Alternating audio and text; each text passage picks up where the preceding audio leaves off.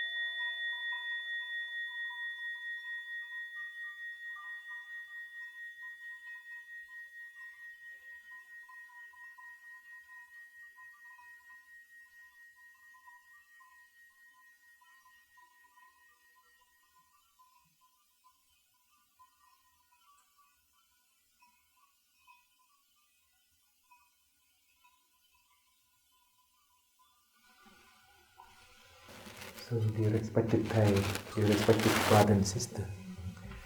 So, we've been talking about the practice of mindfulness. The practice of mindfulness.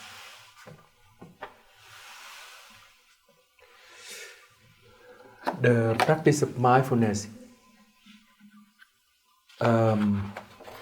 will help us to be fully aware of the situation. And if we continue to cultivate the energy of mindfulness, then the energy of mindfulness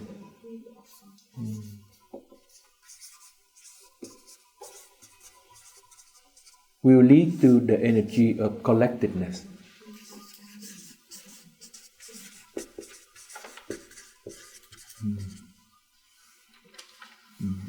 It's called samadhi.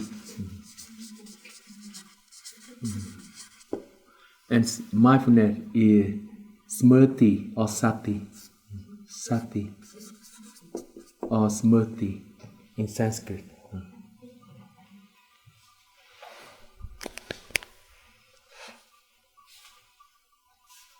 When we practice mindfulness, we learn to have an object of being mindful. The nature of our mind is always moving.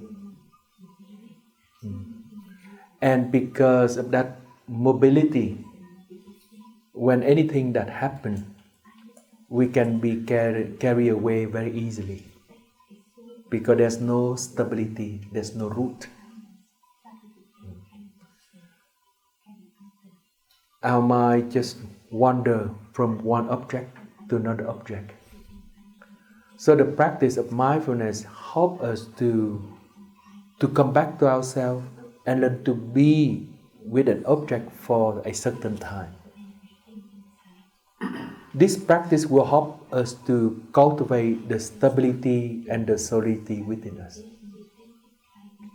When something happens, right away we are angry, or when right away we are sad, right away we feel depressed.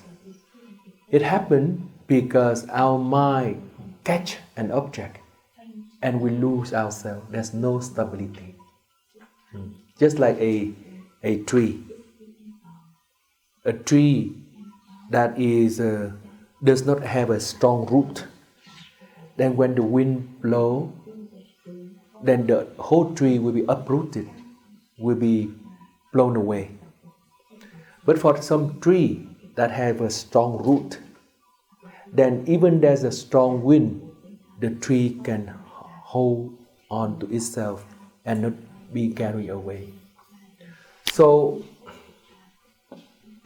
this is the tree. I'm drawing a tree.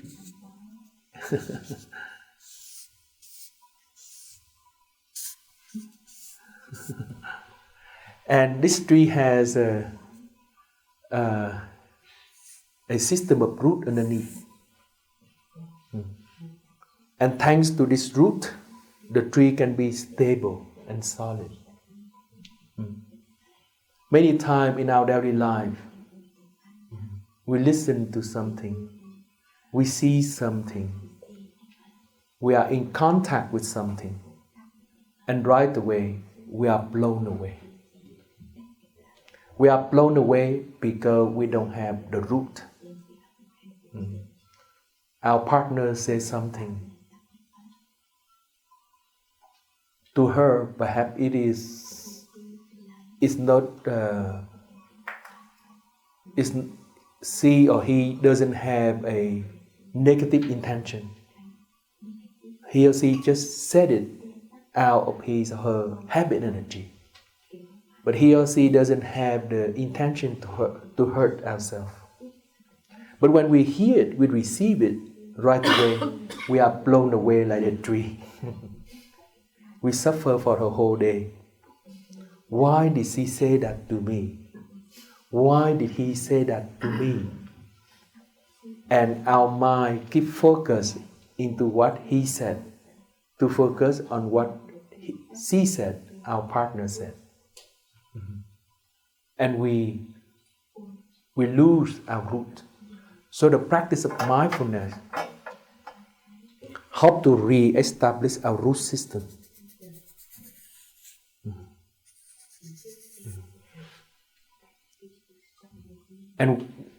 And where is it in our body so that we can take root? The Buddha said that there's 4 areas that we can establish our mindfulness. That is 4 areas that we can establish our root. So mindfulness can be established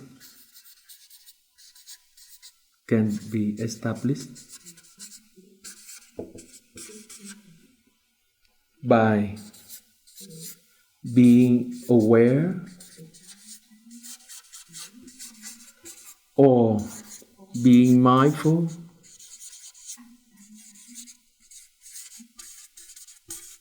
of the 4 areas. First is our body. That is our first root. The body.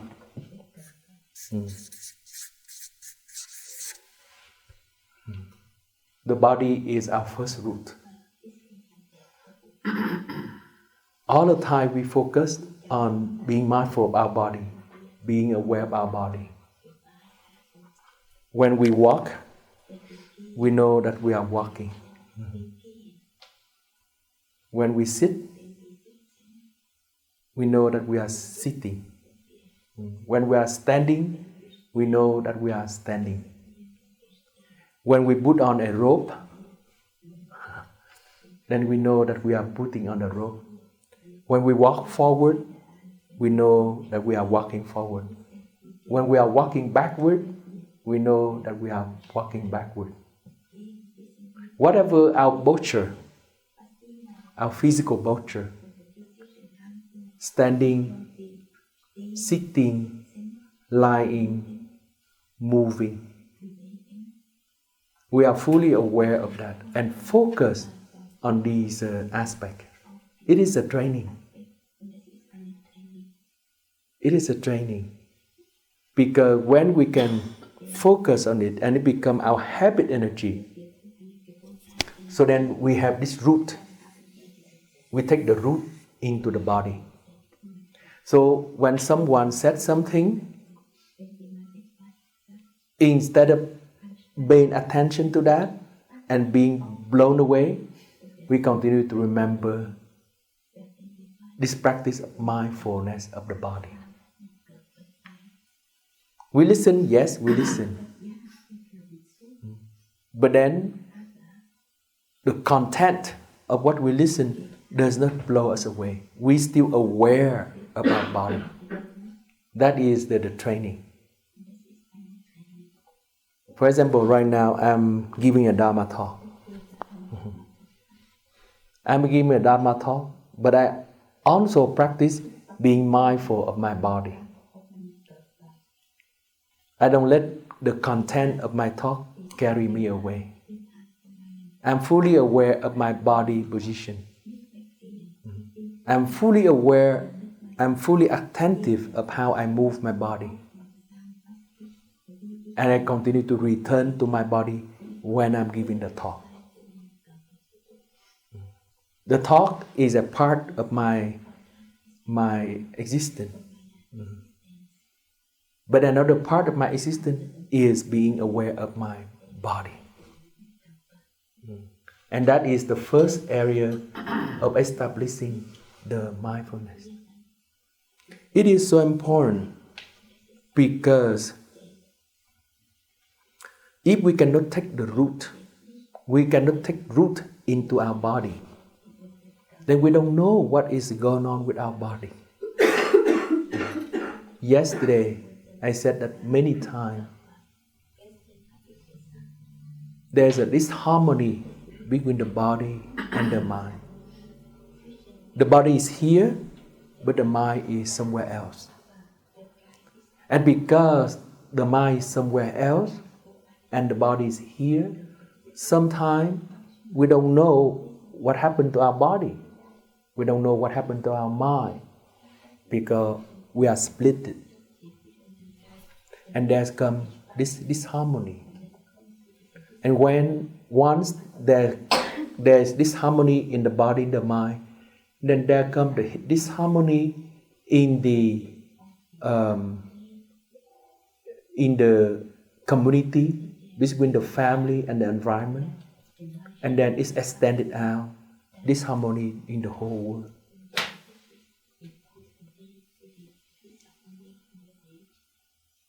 When, let's say, our partner says something and we are blown away, so what happens is that all of the negative energy within us will grasp onto this expression of our partner, and we create a virtual world, a reality that might not exist.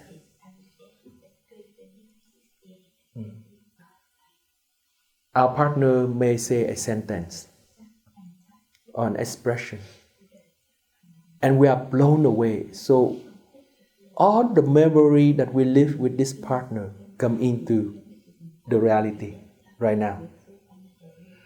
All of the anger, the sadness from our parents come into this moment. All of the negative energy of our culture, of the history, come into this moment. And we see a reality that is not as it is, but there's a lot of exaggeration, a lot of illusion that we create.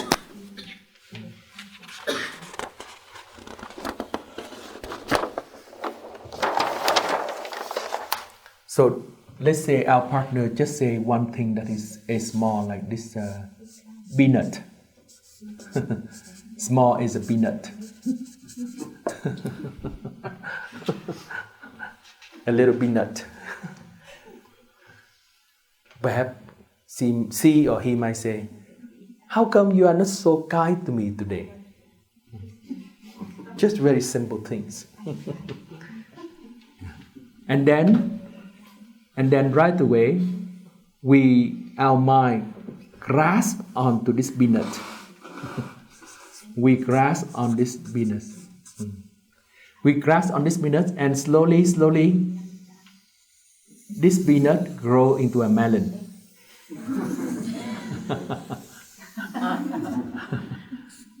From a peanut, it become a melon. Within a few minutes, very quick.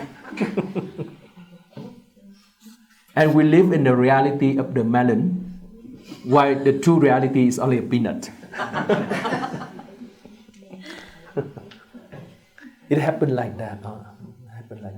Yes, there's suffering. We should not deny the suffering. Yes, there is a suffering, deep suffering, yes. But we should see the suffering as it is and do not blow it into a much bigger than it is. That is very important. Otherwise, things will get worse. The situation become very bad. Our partner say, how come you are not kind to me today? And then we, just one small sentence, we begin to retaliate. We begin to say, how can you say that to me? I'm always kind to you. Remember when we just get the wedding, it was 30 years ago. And then we bring in the kindness from the wedding time. And then, 10 years ago I did that. 5 years ago I did that. And you bring everything in to defend yourself. That you are kind to her. And then we lose ourselves. The Buddha called this confusion. Confusion.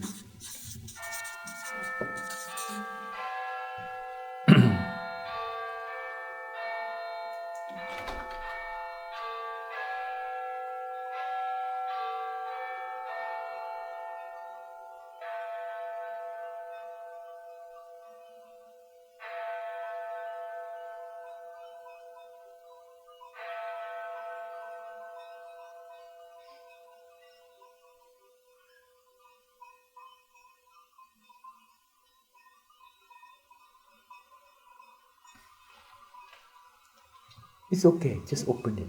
The sound, the cow bell is so great. It's much better than my mindfulness bell here. I enjoy that sound very much. And one Christmas, the Phù Đổng Thiên Vương Sangha, the Sangha of Suzanne, offered me a big bell. I don't know, should I put it onto my neck or something?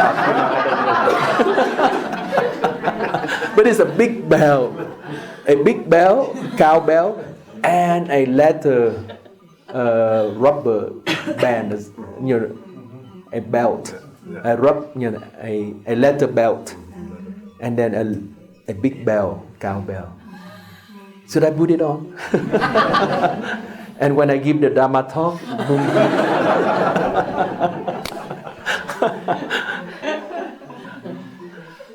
so when we are not so mindful, and we lose ourselves, then we fall into this confusion. Confusion. We create a reality based on something that's very small. The Buddha called that confusion or delusion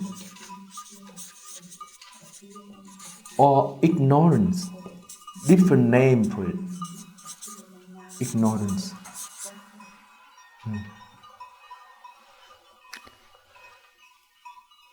The practice of mindfulness is learn to see things as it is. When a suffering is as small as a peanut, then we see, the suffering is that peanut suffering. Your partner said that, how come you are unkind to me today? We feel the pain. We feel the sorrow. We come back to our in-breath and our out-breath. We feel our body. We feel all of the sensation, the unpleasant sensation of what he or she said when we embrace with love. My partner had said, how come you are not kind to me today?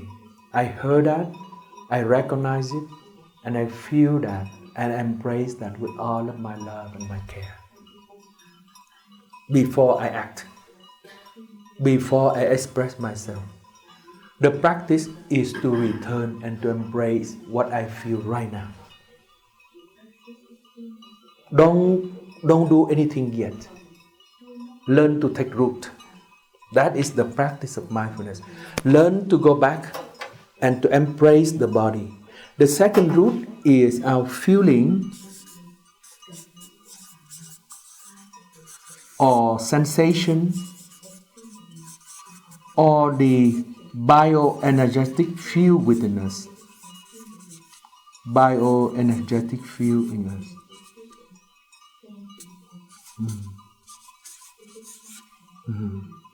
The bioenergetic field in us. We learn to embrace that, the sensation. So this is the second root, the feeling.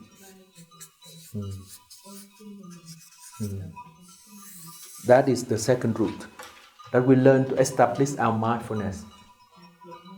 I'm fully aware of my feeling, the sensation within me, and I embrace it with love.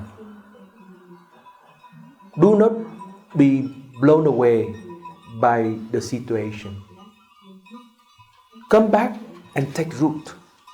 Recognize the suffering and stay stationary. Like yesterday, I said the little fish. The fish just stay stationary. There's a wave around it, but the fish just stay, remain immovable. That is different from another fish that move around, following the wave. We are practitioner fish, so we remain stable, we remain solid. And then the third root that we can establish our mindfulness is our emotion or our mental formation. Emotion. With all of the pain and the sorrow that we have felt. We embrace that with all of our love, our care. And we do not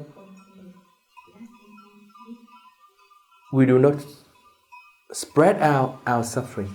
We learn to hold it with our love, because it's very dangerous. The moment that our suffering spread out, it's difficult to retract. It's difficult to correct what had been damaged. For example, when our partner said that, "How come you are unkind to me today?" And then we begin to explode, we begin to say out all of the negative things, then the relationship is damaged. We cause a wounded in the relationship that it could be very difficult to fix later on. Very difficult to fix later on.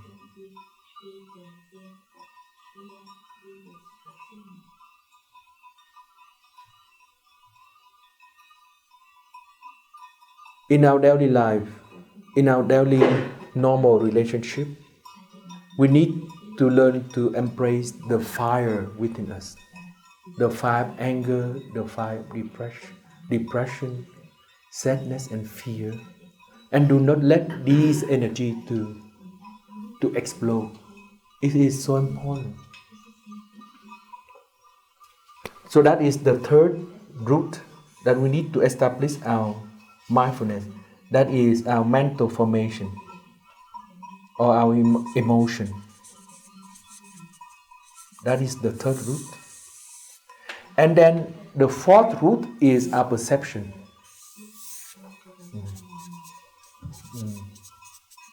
Our perception about life.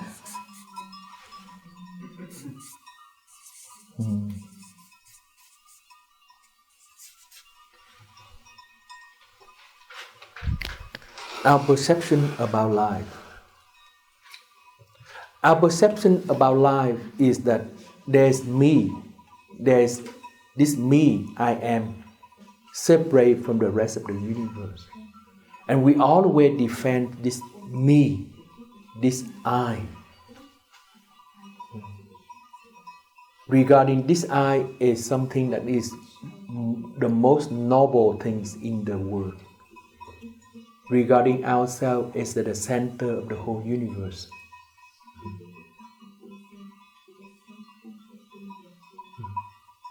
But this I is only a construction of our mind. Our existence depends on other people's existence. We cannot exist by ourselves alone.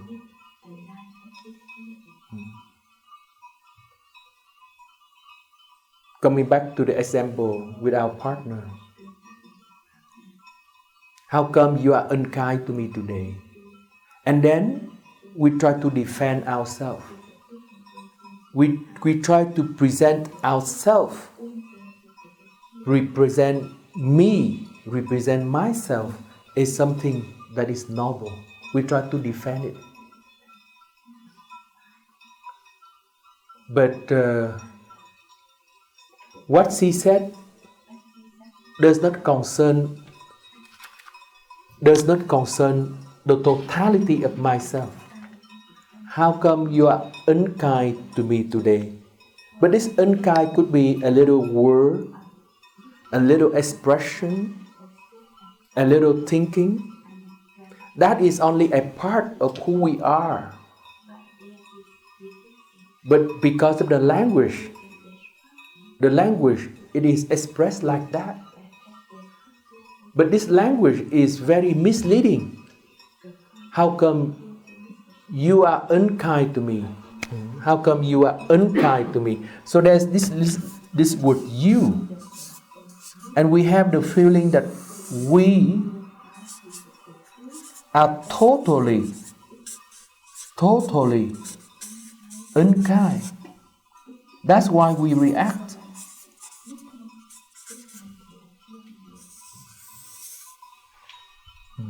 This word you, we identify with the totality of who I am. But it's only one little act. How come you are unkind to me today? Could be just a little saying, a little expression, a little thinking, a little act. But because of the language, we communicate it like that. Perhaps our partner doesn't condemn us completely as a person.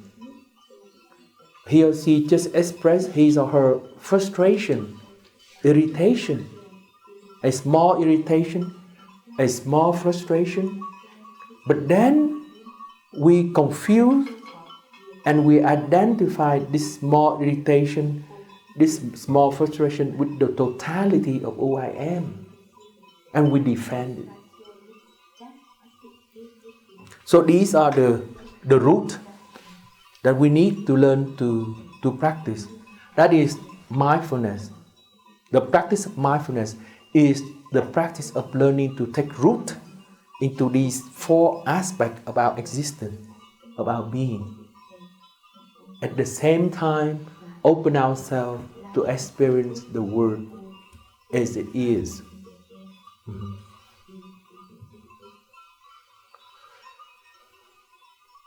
It was a great shock on Saturday when the Hamas people come and attack the Israel, killing the civilian at the music festival, kidnapping the people back. It's a great shock, and that act, that violent act, is not acceptable. That is not acceptable. It caused a lot of pain. Yes, it caused a lot of pain for the people who had died unnecessarily. It caused a lot of pain for people who been kidnapped and we don't know their fate. It's a great pain for people who have passed away without knowing why they have died. It's very great pain. And it caused a lot of deep pain, deep emotion. But if we as a nation, we can practice to embrace this deep pain and learn to stop all of the acts of retaliation. Just stop and try to understand why did people behave in such a way to us. The situation is very complex. The whole history of the region is very complex. I went there in 2003 to lead a retreat for the Palestinian and the Israeli. It was so difficult for the two groups to practice together in the same retreat and to open their heart to accept each other. It's very difficult because they have a very deep wounded history behind. The Palestinian will look at the history from a different perspective, and the Israeli will look at the history of that region from a different perspective. Nobody is completely right, nobody is completely wrong. Each version, each side that have their own perspective. They are partially true to a certain degree, and they are partially false to a certain degree. But if we act with our mind, with our rational thinking, then we cannot solve the problem. Because there is no completely truth on either side. If we use our logical mind, our rationality to solve the problem, we cannot exist together. But if we approach the situation from a different direction, that is with our heart, to see that the other person also needs to live, the other person also needs to have some place for existence. The Israeli need a piece of land for their existence as a country. The Palestinians also need a piece of land for their existence as a country. And if we can both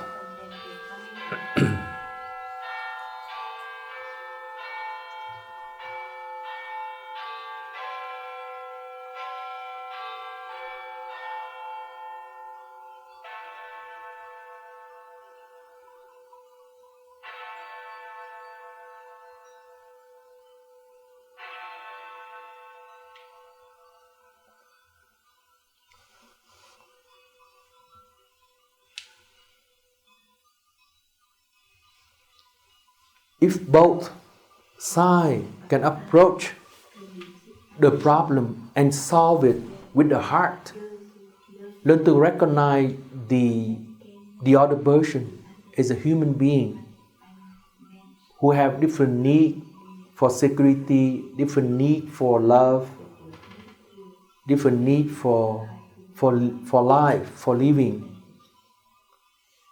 and we can come to a resolution. It's not a perfect resolution. For sure, it will not be a perfect solution. It will not be a perfect resolution. But at least we can coexist together. Mm-hmm. But if after the attack from Hamas, the Israeli used their military power and to begin to destroy the whole region of Gaza with their military power, then I think that caused a lot of damage. That caused a lot of wounded, and it will not help the situation in any way. We need to find out. We need to solve the problem differently, in a peaceful way, from the heart. But many times as humans, we have not been able to practice that, even in our family. In our family, in our relationship with our partner, with our parent, our son and our daughter, we also fall into this trap. We use our mind, our rational thinking, to look for what is right and what is wrong. We use our logical mind to judge the situation. So that's why at the family level, at the personal relationship level, we have a lot of problems too. Not many couples can maintain their relationship for 30 years, 40 years, or for 50 years. Perhaps they love each other very much at the beginning. They want to live together. But after 5 years, 10 years, 15 years, the relationship was broken. They cannot go further because they only look at the other person with the mind. But when we come back to the heart, embracing the heart, we begin to develop this energy of mindfulness. Yesterday, I said the energy of mindfulness gives rise to an energy of compassion.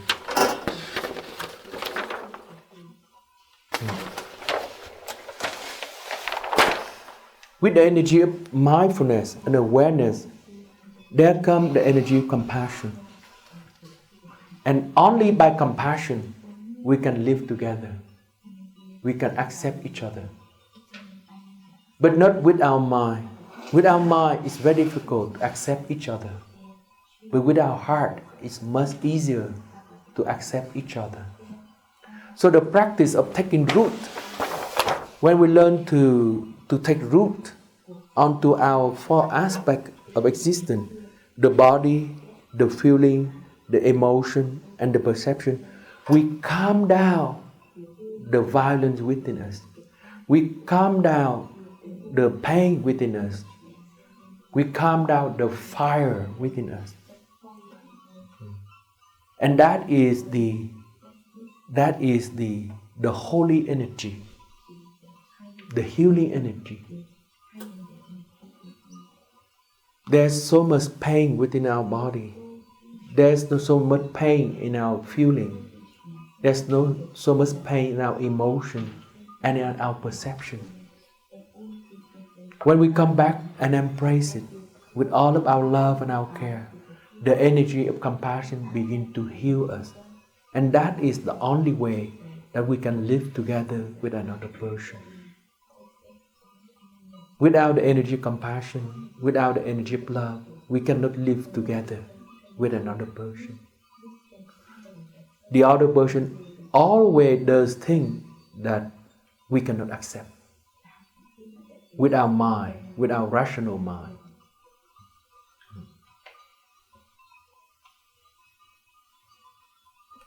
So learn to cultivate the energy of mindfulness. Take root into the four aspects of our existence, the four aspects of our being. And it should be a training. It should be a training. It cannot be something that we have. Each one of us have the potential to live a life of mindfulness.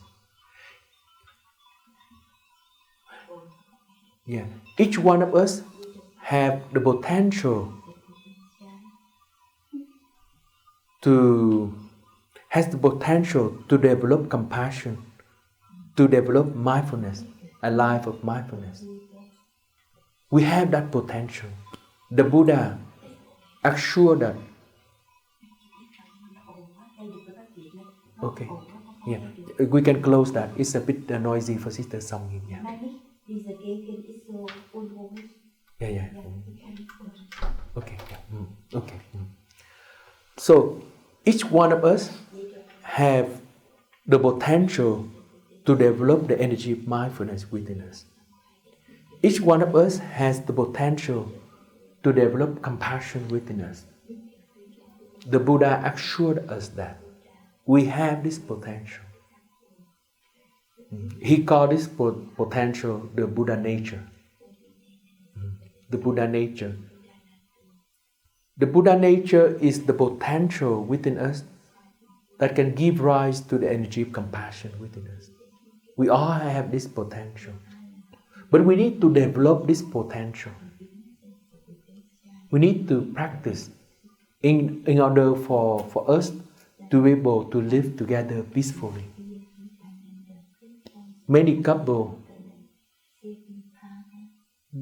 I've seen many couples who gone through so much suffering, deep suffering, and they have to live with each other. But we don't have to live that kind of life. We can live together peacefully, harmoniously, accepting each other, supporting each other to grow and develop. It's possible to do that. I've seen couple whose relationship was broken because one of the partner does not practice to cultivate this energy of mindfulness, to cultivate this compassion within him or her. And that person caused a lot of pain in the relationship. Each one of us is responsible for ourselves and for the other. Each one of us have to be responsible for our own part. In a conflict situation, it's not only one side who make the mistake. It's all the way a mistake of both sides. Conflict all the way arises because of the confusion, because of delusion, because of ignorance from both sides of the conflict. It's not only one. Coming back to ourselves, learn to take good care of ourselves, embrace ourselves with love, embrace the wounded within ourselves, so that this rationality can calm down. Then we will be able to see many things. And that's why it's called mindfulness. Full. That means the mind is not fragmented. We will have a fuller perspective, fuller view about things. So come back to ourselves, embrace ourselves deeply with love and compassion. That is what the Israeli need to do now. And this is what the Hamas, the people, the Palestinians of the Gaza region need to do now. Each side need to call, to upbuild to their population, to come back to themselves, and to embrace themselves with love and compassion, and let the situation settle. And then we come to a solution together. Otherwise, mass destruction will happen. And mass great damage will be done that it will take generations to recover. It will take many generations to recover. We don't want to repeat a Holocaust. We don't want to repeat a Holocaust in Gaza. And we don't want to repeat a Holocaust in Israel. Humans need to learn the lesson. And we need to stop all of the destructive act, violent act, to calm ourselves, to embrace our pain, our sorrow with deep love. And from this deep love for ourselves, healing ourselves, we can help other people to heal. And the Palestinian and the Israeli need the support from the international community. We are all responsible too for the war that is going on now in Israel or in Ukraine or in Syria or in other places around the world. We as humans, we are responsible too. We have the duty and the responsibility to cultivate compassion in our heart. deep compassion in our heart, each one of us. And we need to resolve the little conflict within ourselves. We need to resolve the conflict in our family, in our relationship with our friends, with our society, with our country. That is a human duty. We are human and we have that duty. We have that responsibility to do that. So that the world can have a future. Our future generation, our children and great children have a future. It's very important. We all had to practice.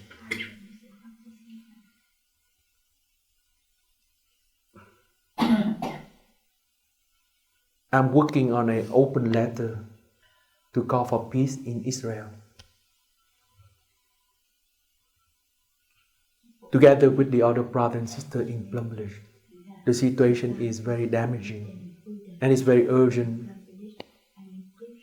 And we try to come up with an open letter to call for, to appeal for compassion energy from both sides, so that the both sides can stop their destructive act to other people around. It's very difficult. And in the open letter, I hope that I will have the guided meditation this morning included in the open letter. Because there's no way out except for the practice. I see it very clearly. It's not by talking, by reasoning, but by the practice to cultivate this energy of compassion within every one of us, we can help the situation. We have to return to the root. We have to return to the fundamental of who we are. We need to return to this root here and take root in our being, into our existence. And that is the only way out. The world continues to go into more and more difficulty. One war,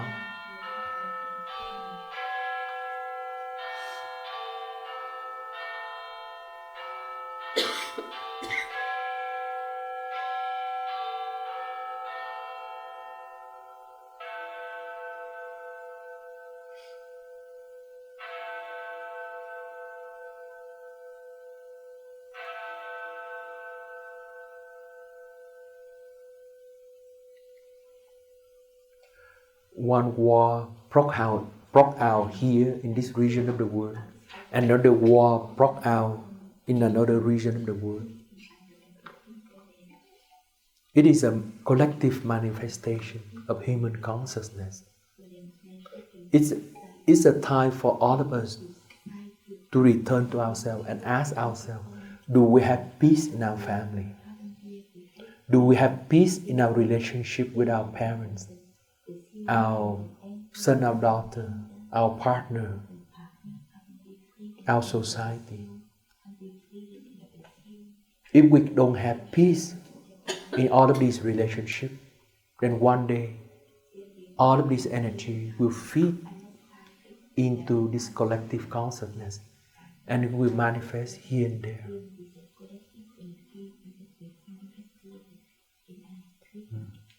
So we all have this responsibility and duty to practice. So for this hiking retreat, we continue to cultivate the energy of joy and happiness during the time that we hike. But we also contemplate about this topic of peace, cultivating peace in oneself and cultivating peace in the world. It is so urgent now. And like I said yesterday, Thầy, our teacher, he said that there's no way to peace. Peace is the way. There's no way to peace. Peace is the way we live, the way we practice a kind of living, to return to ourselves and to nourish, to cultivate, to give rise to the energy of compassion all the time. This is the writing from Thai on our EIAB magazine this year. Peace is the way. Peace is the way. There's no way out. There's no way out. Okay, so we end it here for our hiking. Thank you very much for your love, for being here and open your heart to listen to what I said. Thank you.